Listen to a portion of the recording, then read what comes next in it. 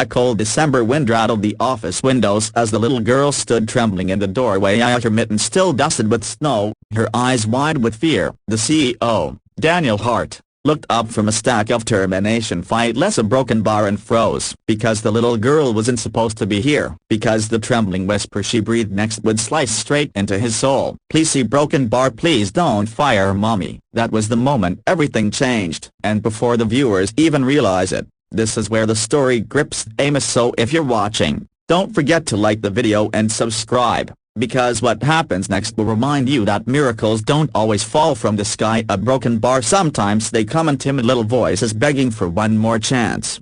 Daniel blinked, unsure if he'd heard right. The girl clutched the strap of a worn little backpack, looking so fragile, so breakable, that something inside his chest cracked. Behind her rushed an Emily Cartero, her mother, his employer, panting, cheeks burning with panic. Mr. Hart, I'm so sorry. She followed me off the bus. Please, I'll take her right out. She didn't mean to interrupt her. But Daniel wasn't listening to her. He couldn't, because he'd spent 10 quiet, broken Christmases alone since losing his wife and unborn child in a winter accident. 10 years without a child's voice, laughter, or warmth. 10 years of burying himself beneath work, building walls so thick that no one dared to climb them. And now here stood a little girl with tears trembling on her lashes, a broken bar, asking him to save the only person she had. What's your name? Daniel asked softly. Lily, she whispered, hiding half her face behind her mitten. Emily's cheeks flushed with embarrassment and exhaustion. Mr. Hart, she doesn't understand. I wasn't fired. My department was queued. A broken bar. I'm part of the layoffs. Bota. Her voice broke. She swallowed.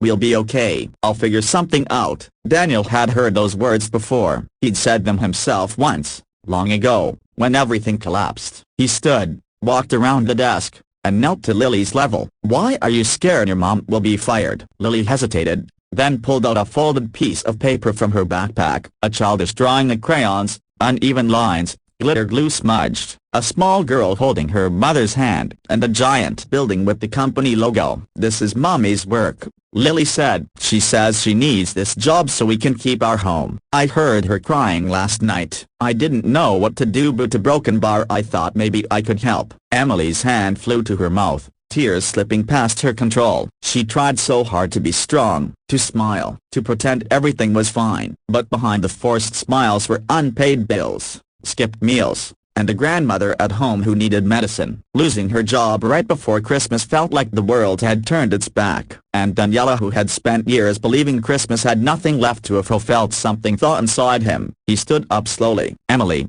come with me. She followed him down the hallway, holding Lily's hand tightly. The office lights glowed warm against the winter storm outside. Employees watched the trio pass, unaware that the decision that would change several lives was unfolding. Daniel stopped at the conference room where the board waited, ready to finalize the layoffs. Their faces turned stern as he entered until they saw the little girl hiding shyly behind her mother. This meeting is postponed, Daniel announced firmly. Daniel, we agreed up, the CFO began. No, Daniel interrupted, voice steady but gentle. We didn't agree. You decided. He looked at Emily. Has she ever missed a deadline? Ever caused a loss? Ever slacked? The CFO glanced at his notes. Actually, she's one of our most consistent employees. Then why is she on the cut list? Silence. Daniel took a deep breath. We say we're a company with values. Let's act like it. Not a single parent with dependents gets cut this season. We restructure in January, and not now. Not like this. Emily's breath hitched. Lily peeked up at him with hope glowing in her eyes. A quiet,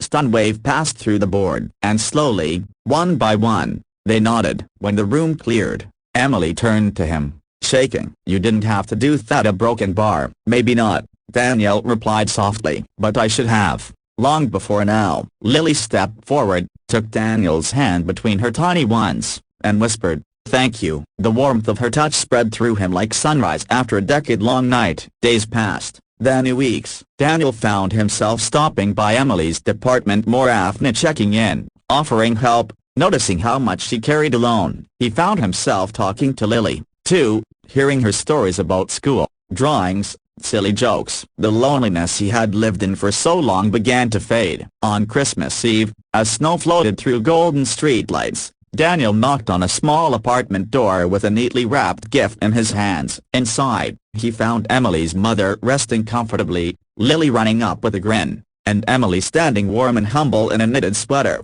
"You didn't have to come?" Emily said softly. "No," Daniel replied, "but I wanted to." They shared dinner, simple, homemade, filled with laughter that Daniel hadn't heard in years. And when it came time for gifts, he knelt beside Lily and handed her a small box. Inside was a snow globe, two figures holding hands in a gentle snowfall. "I thought a broken bar you'd like something to remember courage by," Daniel said. Lily hugged him tightly. "You're part of our Christmas now." Emily's eyes softened with gratitude. "Daniel, a broken bar, thank you for everything." He looked at her really and realized Christmas hadn't been empty all these years. He had just been waiting for the right miracle to walk into his office wearing tiny mittens and a trembling smile. As the night deepened and the snow drifted peacefully, Daniel felt something he hadn't felt in a decade. Home. And to everyone watching, if this story touched your heart even a little, make sure to like this video, subscribe to the channel, and share it with someone who still believes in miracles. Because sometimes,